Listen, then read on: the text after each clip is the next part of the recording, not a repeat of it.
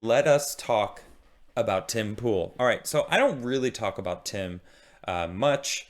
For those who watch my show, you know that sometimes he'll come up in conversations and whatnot. And obviously, I'm saddened by what happened between us last August when I was no longer on the Timcast show. In fact, it has almost been a full year in 9 days. It'll be a full year since I was fired from the show. I think it was a shame. I didn't want to stop doing the show. I thought we had something great going on. Obviously, there's things that haven't been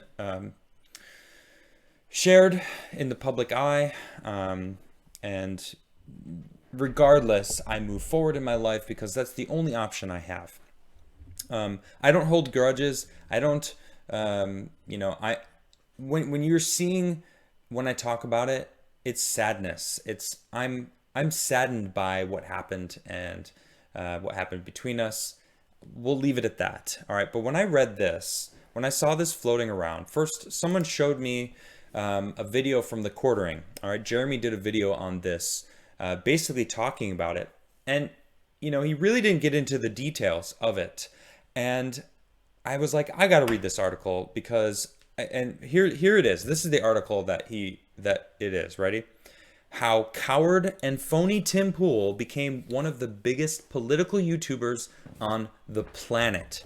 Okay, ridiculous. Okay, Tim Pool, say what you will about him, he works very hard to be accurate on his reporting and be consistent with his reporting.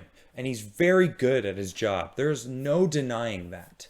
All right. These people are, all I can see is jealousy from these people, but they take it a step further. Okay.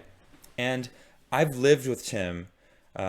We tried to do a show 5 years ago, in fact, when he was working for Fusion, and they actually talk about this because this is basically a full timeline of Tim's career over the past 12 years, starting before Occupy Wall Street.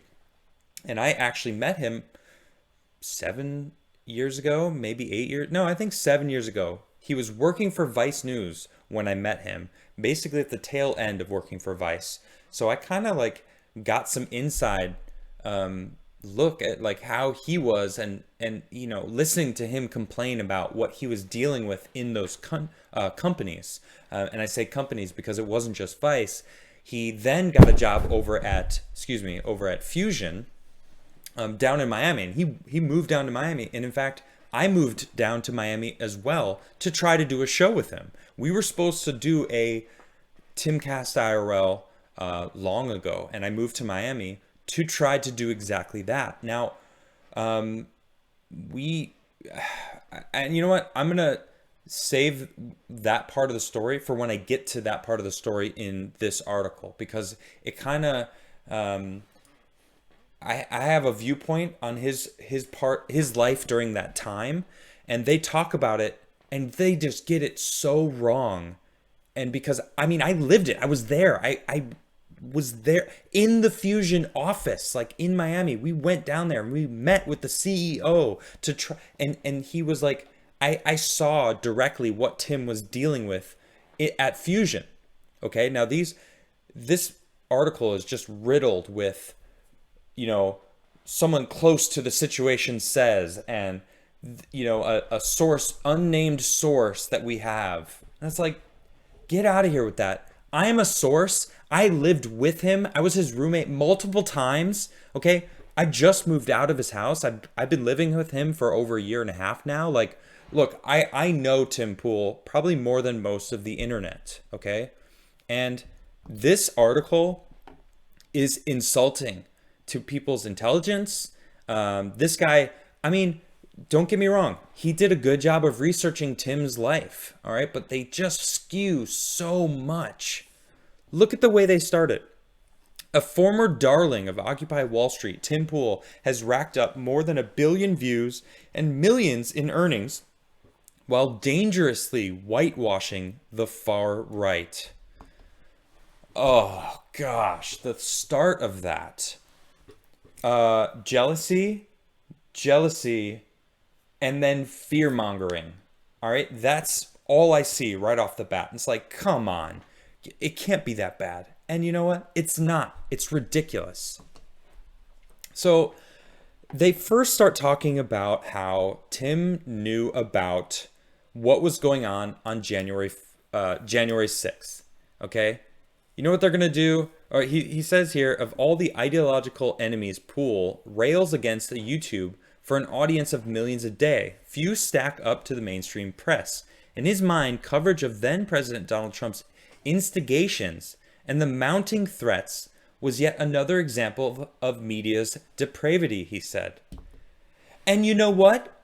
He was right. Tim was right. Okay? The media did blow it up. And they're still blowing up. They're trying to convince people that it was worse than 9/11. Nay, they have convinced people that it's worse than 9/11, which is insanity. All right? I remember watching those planes on the news smash into those buildings. All right? There was TVs in all of my high school rooms. I was in high school at the time. All right? And they were playing it on all the TVs like, this is going on right now. And I was watching it live when the next plane hit. Like, I remember that. Thousands of people died because of that. It's insulting that these people even have the words 9/11 on their mouths when they're talking about January 6th. Because I was there on January 6th, and it wasn't that bad. I just, you know what? I'm going to be bouncing around because there's a lot of BS that they're spewing in this article. And January 6th always pisses me off because I was there and I remember it. And it was not what they're saying it was. Now, there's an interview with Philip Anderson. He's been on my show. He's fantastic. Shout out to Philip Anderson. If you don't know who he is, he's a patriot. He fights for freedom. He fights for freedom of speech. He's out there. He got his teeth punched in. He's been on my show. I actually had a fundraiser for him. But he had an interview with Taylor Hanson.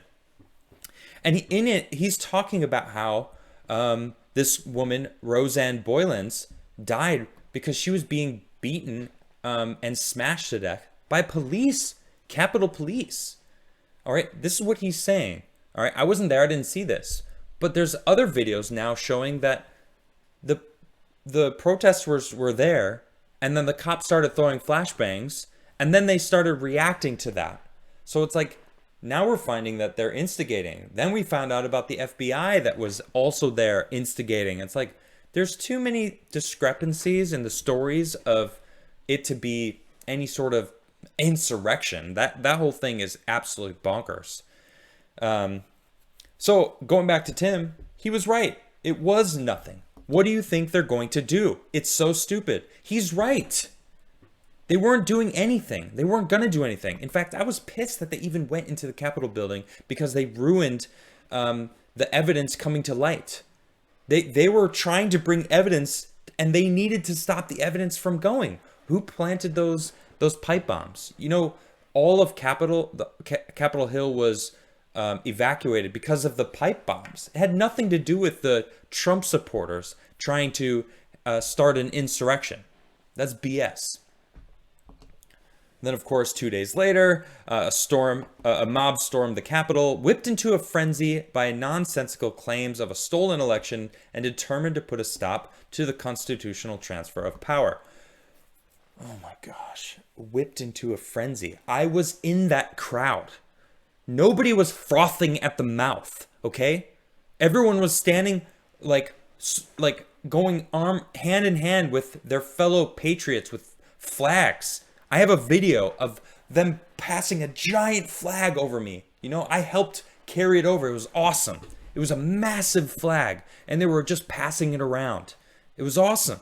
These people weren't freaking out. Sure, they were angry because, and we're going to talk about this in a little while, because the audits, all right, I'm going to talk about that later, but I want to bring up all the information that I know about the audits, but you'll see it when I get into the subject of it. My goodness. So, okay, so obviously this is how they started, you know, that Tim Pool was, you know, he knew it was going to happen. There's, you know, then of course you see, and to date nearly 600 rioters have been arrested. All right, sure, and being held without representation. Anyway, so now they're talking about 2020. The wildly successful YouTube pundit had spent countless hours hyping the blinkering legal strategies and half-baked fantasies about voter fraud, animating the online right. At the same time, in each video, Poole tries to separate himself from the hardcore conspiracy theorists. After all, he was just commenting on the news. Yeah, he's a milquetoast fence sitter.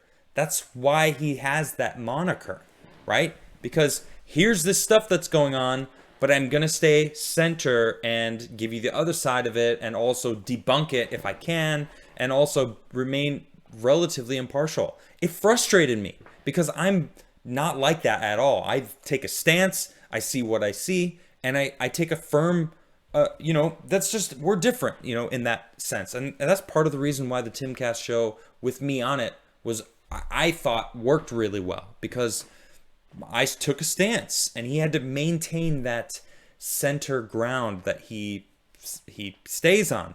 And that's difficult. That's a difficult thing to do. Sure, he has his bias, right? Everyone is biased. But they're trying to make it seem that he's, I don't know, some secret alt-right extremist trying to whip up these people into a frenzy. I mean, we've had arguments actually about civil war. Civil war's coming, and I'm like, no, it's not coming. And honestly, I don't think civil war is coming. I think it's much bigger. I think it's a significantly worse problem. I think China is trying to take over the planet. I mean, that's just me. I think they're trying to undermine America through money and manipulation. They spent millions and millions of dollars in our media over the past, just 6 months prior to the election. And that's what I know of then. Like, who knows how much money China has spent on our politicians, the scientists, the Hollywood, advertising, the media. Who knows? I don't know. But I'm sure it's a ridiculous amount. My goodness. What Poole kept secret from his younger, overwhelmingly male, decidedly right-leaning audience during this time is that he seemed to have a pretty good idea what might happen during January 6th. Dude, I've had messages from people saying they've already got plans to rush to DC as soon as November 3rd goes chaotic, Poole said in early September during a recorded conversation reviewed by Daily Beast. I know who did that. I know who recorded that. That was Rocco. All right, someone that worked for Tim. The dude's crazy.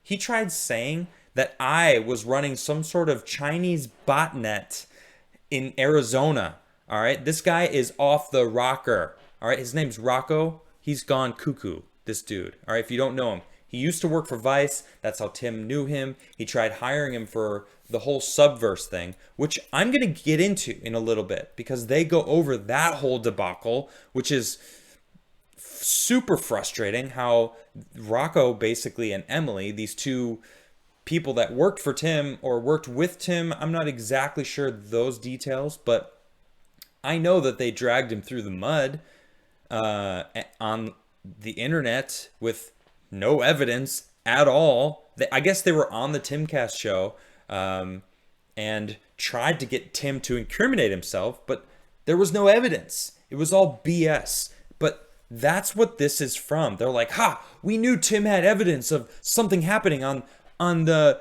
after November 3rd. And it's like, no, he was talking about people that have actually said online that you can reference that they're going to freak out. And guess what? They didn't do anything. Going back to what Tim had just said, what do they think they're going to do? It's stupid. Nothing. They're going to do nothing. Gosh, it's so stupid. Then, of course, he adds the right-wing militias, the Oath Keepers, the Three Percenters, and just the Proud Boys and Trump supporters. They're going to rush full speed to D.C., and they're going to take the White House and do whatever they can in paramilitary. Poole made these comments to then colleagues at the media company he started. The following month, Poole used his YouTube platform to say the Oath Keepers had been unjustly smeared by the Southern Poverty Law Center. He habitually comes to the defense of the Proud Boys as well. No, he doesn't. The media smears them just as much as they did Trump, just as much as this person is doing for Tim. That's what he was defending. It's like when people who don't like Trump, which they exist, these people exist, that they say, "Oh, don't make me defend Trump. Please, don't make me defend Trump." There's a bunch of people out there that don't like Trump that still will defend him because they know the truths of what was going on and the fact the media lied so hardcore about it. They're like, "I can't let you be spreading this lie. I don't even like Trump and you're spreading lies." Now, personally, I like Trump, but and whether or not Tim liked Trump, I mean, that's another story, but he's not defending the Proud Boys for what they do. He's defending the fact that the media was lying about them. In fact, you can click this link here, where he's talking about, where he says comes to the defense. You click it, and it's just a YouTube of him saying the media is basically lying about the Proud Boys. And he actually had the leader of the Proud Boys on the show to talk about it.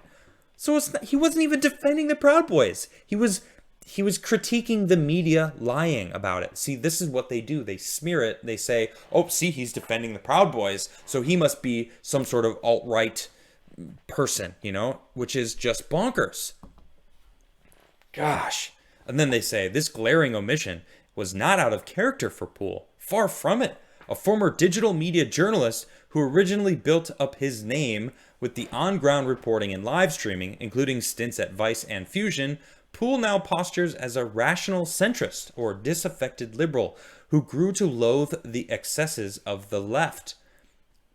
Okay, that's pretty accurate. It's true. That does sum him up.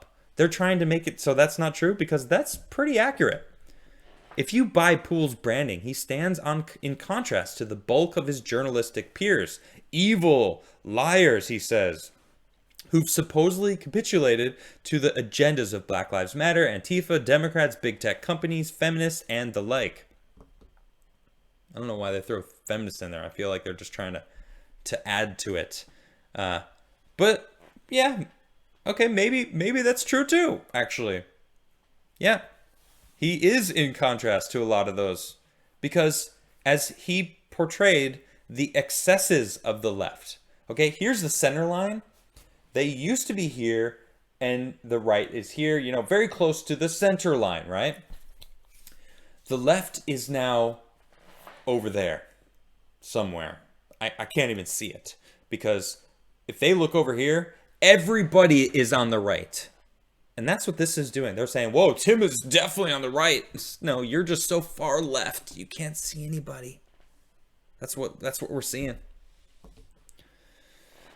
Gosh, this article is so long and it is insane. This self-generated mythology of anti-authoritarian truth teller whose successes stem from confronting the machine, as Poole puts it, bears little resemblance to reality. I mean, have you watched his show?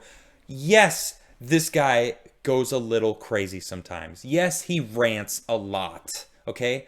I would listen to him ranting while I was in the kitchen, like trying to be quiet, because when we were in Jersey, that place was tiny. You couldn't make a sound without everyone hearing it in the house. It sucked. 2020 was really, how do I put it, claustrophobic, because we were all stuck together in that small house. It sucked.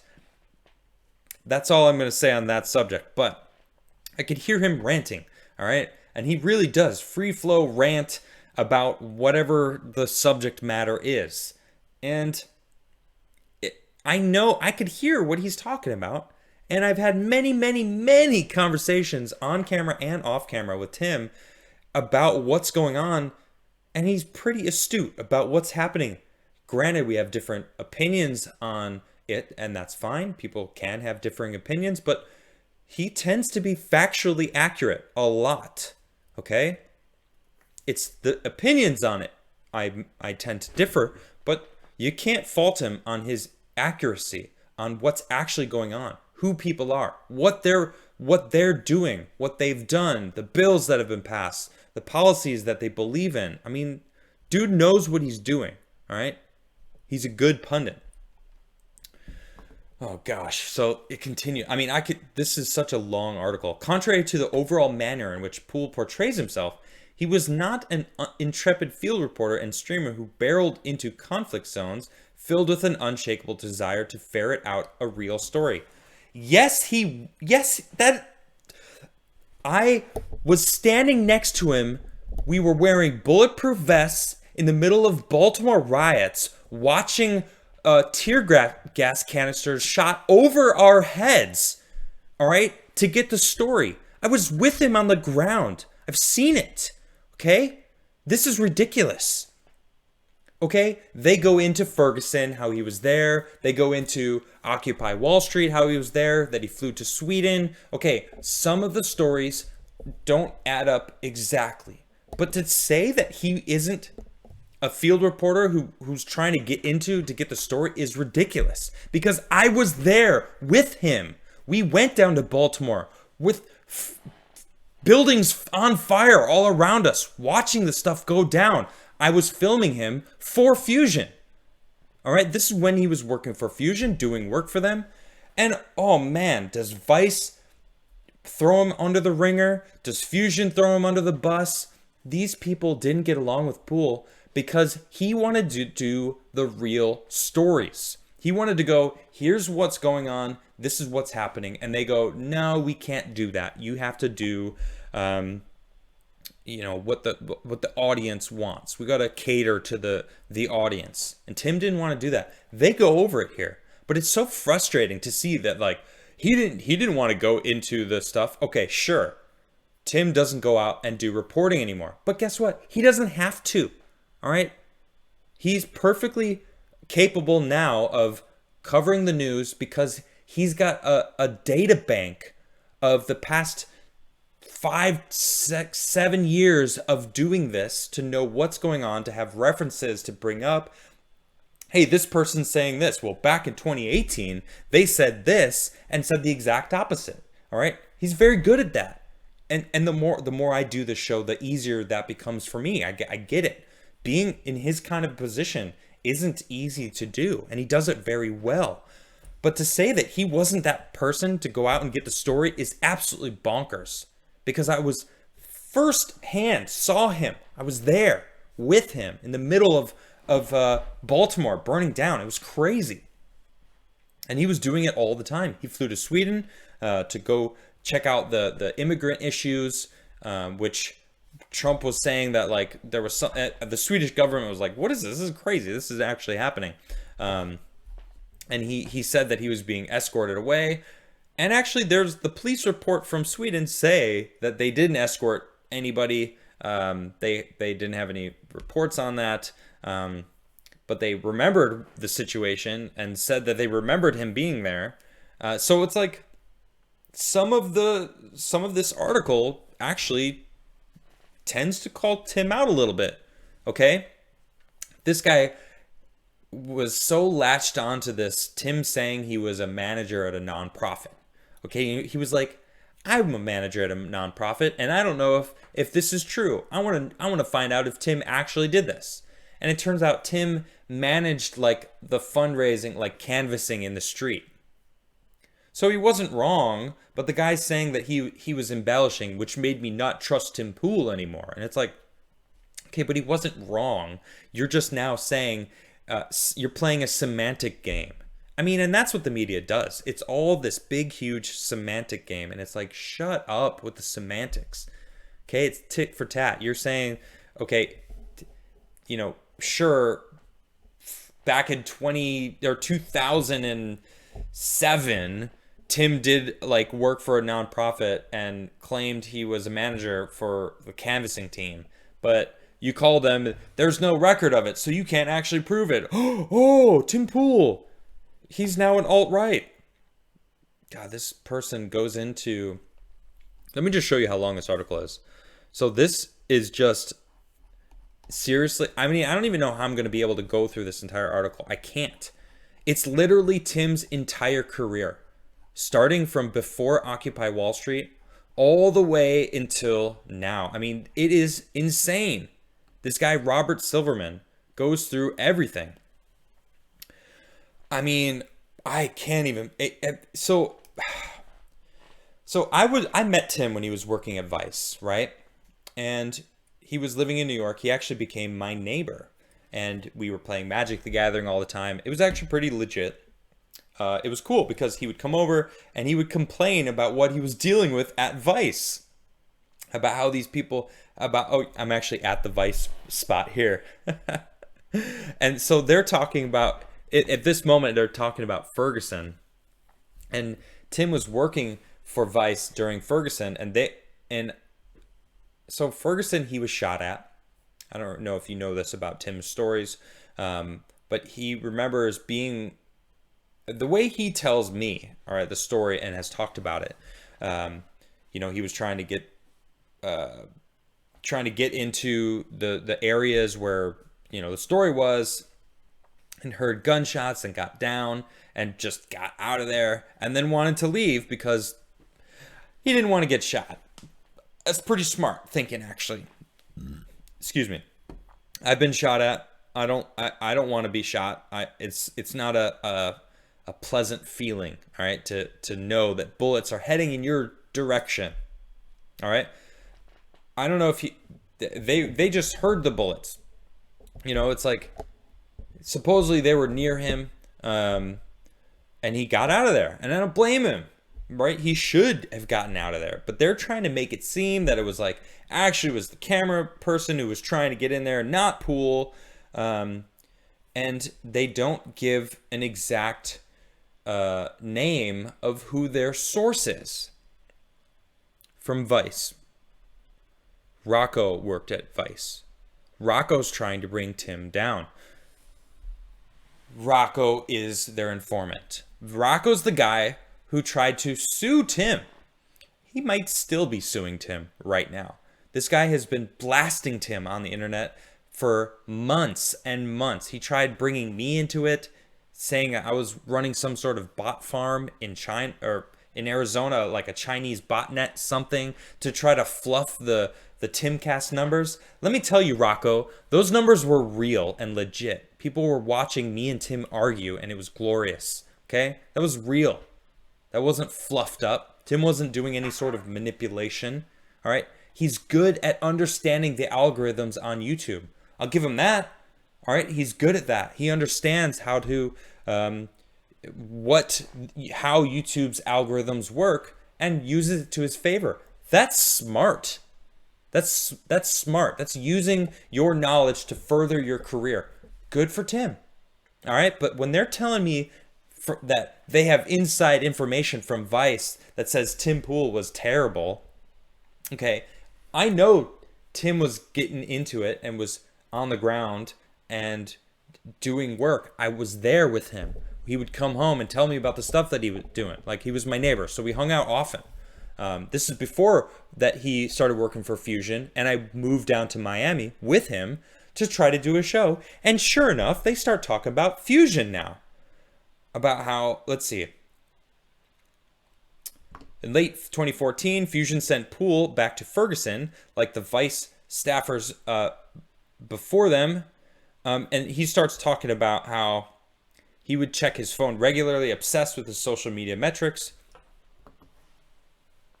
That's actually probably true. Tim is obsessed with numbers. That's his whole job, is understanding numbers and how to work the system. Some may call it a grift, but as I said, he's good at his job, right? His opinions I don't agree with all the time, all right? But his accuracy of the news that he brings forward is accurate. Look, you don't have to agree with his opinions. I don't all the time, all right? I mean, I don't really watch his stuff anymore.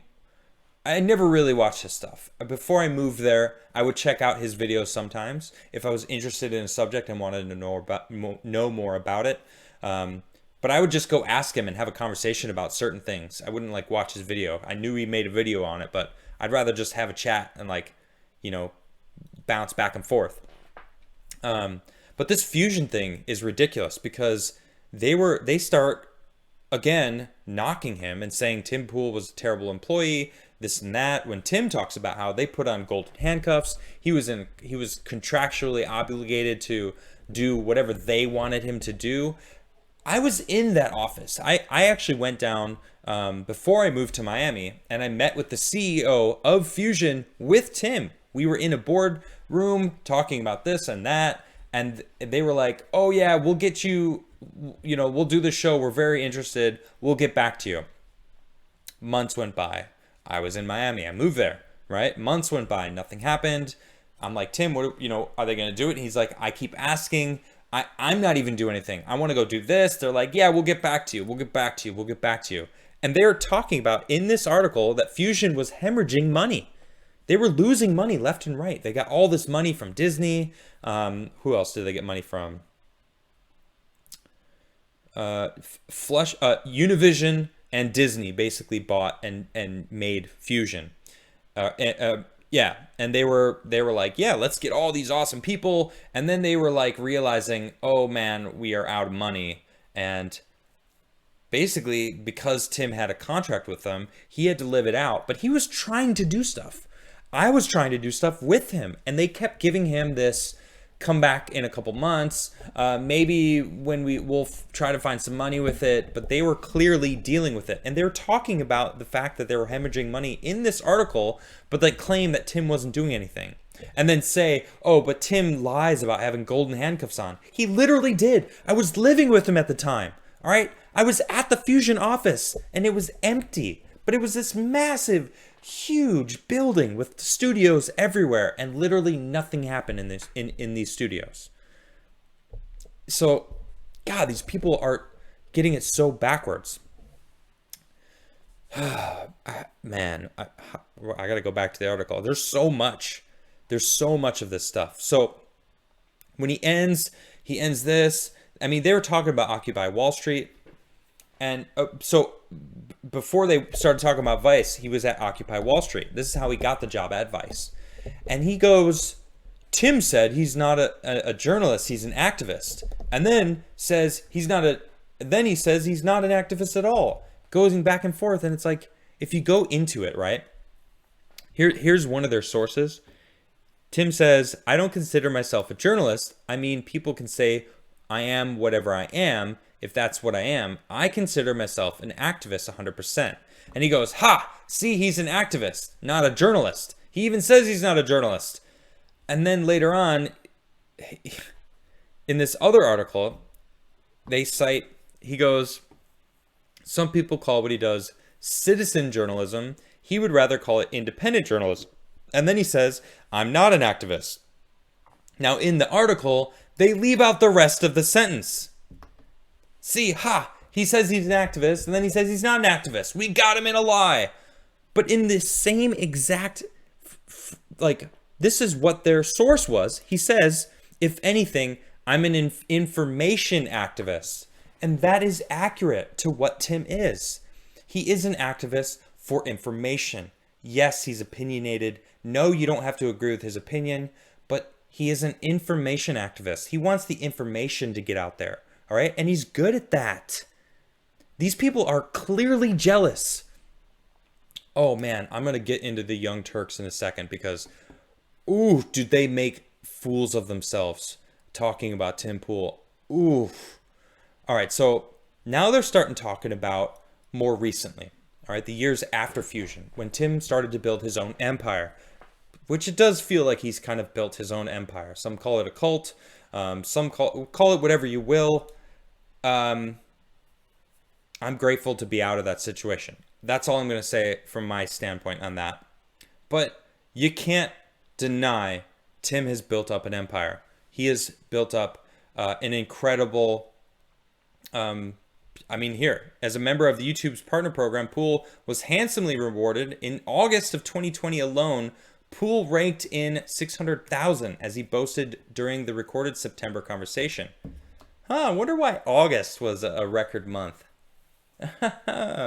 There's an article someone posted about a decline in Tim Pool numbers. Like, Tim loses money because of the election, but all of the numbers dropped off after August.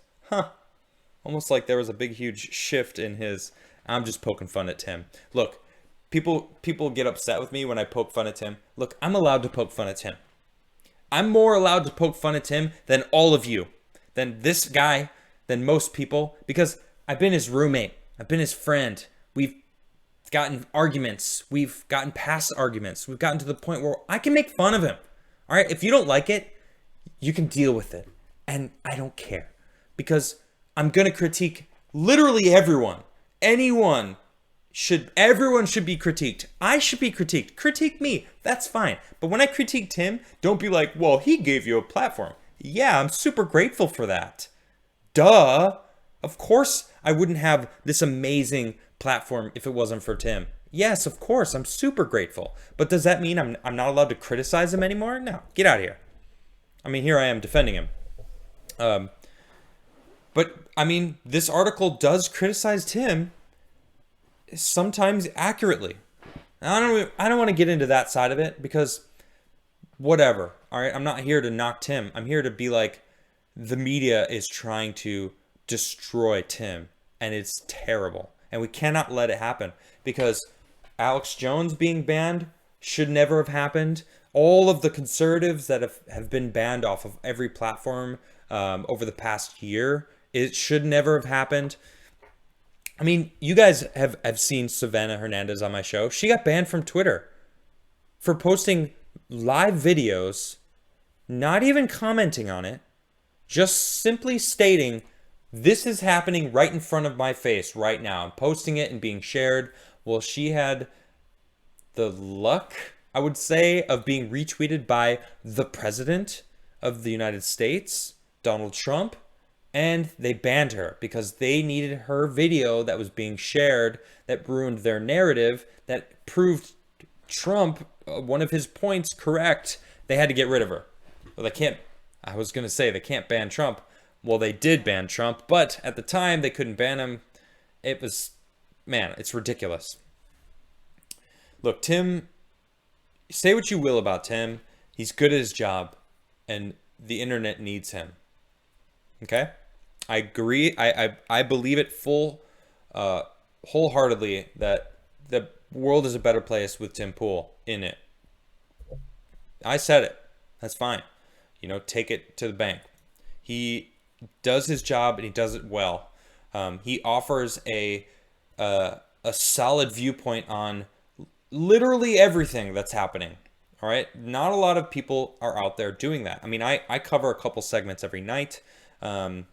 I try to do some news. I try to do some science, but he is out there doing all of the important stuff, the political stuff. And because of his backlog of all the different information, he's good at what he's doing. But man, I gotta address the whole cat kidnapping thing. Okay, so for those who don't know, there was this article about how Tim kidnapped a cat. All right. Now I was living there. All right. I lived there. I know exactly the situation. I know exactly what was going on. And I could tell you right now, that whole story, pardon my French, is bullshit. Okay? The cat's name was Betsy. She was kind of a freak, but kind of a sweet cat. I mean a freak because some cats are just really weird. This was one of those weird cats, but she was very sweet when she got to know you. Tim was cat sitting for Emily. The girl that was with Rocco that's trying to sue Tim. The girl that went crazy with Rocco, who also went crazy to try to basically slander Tim and make it seem like he's some sort of crazy person, going about illegal means to manipulate the internet, which he doesn't do. All right? That's not him. He's a legitimate YouTuber and does it well. So well, he's created an empire, which is good for him. Good for him. But Emily was working at Subverse, which was the name of a company that Tim crowdfunded over $1 million to start. A news network that he was going to build. His own Vice, basically. Now it's called Scanner for a whole nother reason. I don't even think it's a company anymore. Either way, Emily was out doing stuff and she was letting her cat stay with Tim because she actually lived with Tim in New Jersey. So when they started Subverse and really started getting it going, she would actually travel around and leave Tim. In fact, her own Instagram. Here, this is from Emily's Instagram from her cat. They have the best cat sitter. She's talking about Tim. That's Tim's computer. That might be Tim sitting there right now.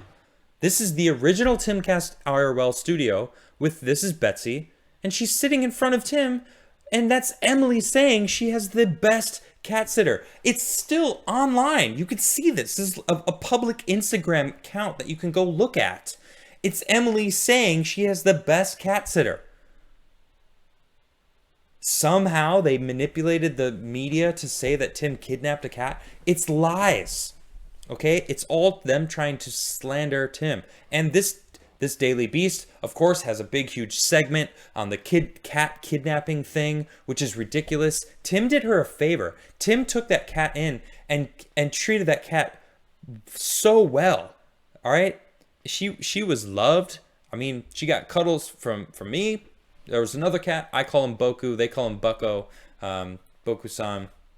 Anyway, there was 2 cats. Both are Emily's. Now she just took this one back. Or I would say had someone come and get her. Because the whole time that this was going on with the cat thing, they were suing Tim and they were calling the FBI on Tim. Trying to say like he was doing some illegal things. And I mean, man, it got super messy. To the point where Tim was like, you're not allowed in my house anymore. In fact, if you want your cat... So on January 6th, they were in DC. And he said, look, I know you're in DC. Come get your cat. Get your cat out of here. You're not welcome in my house anymore. You have the next 2 days to come and get your cat. Call me before you come. Please take your cat away. I don't want your cat here anymore because, you're going crazy and trying to sue me and slander me online. She never came by to get her cat. She had every opportune moment to get her cat. She didn't. All right. Then she went on this internet spree to bash Tim, saying, oh, he's stolen my cat. He's kidnapped. He's not letting me get my cat. Yes, he was. You had every chance to go get your cat, Emily. You didn't go get your cat. That's on you. And then I think she basically, that's a grift. Grifting off of fake lies to get people to support you. I'm sure she got support from people. Some dude flew to Maryland to pick up the cat and flew the cat out to wherever she was at. I don't know where, California maybe. I don't know. Fitting that she's in California. If she is, I don't know. I just feel like she would be in California. Maybe I'm just jumping this. So anyway, the whole cat story, lies. All right. Betsy lived a good life. She loved it. After 3 months on the road, this legit makes me emotional. Best cat, hashtag best cat sitter ever. Again, look, here's Boku and Betsy. She's posting nonstop about how they're the best cat sitter ever. She's talking about Tim because Tim was taking care of the cat. All right. Now I want to talk about the Young Turks now. So they had this is the Young Turks exposed how Tim Pool radicalized YouTube. And they actually had the guy on, what's his name? I don't remember his name. Robert Silverman. So they actually had him on the show and we're talking about it. Now they basically do like a spoken conversation about the article that he wrote.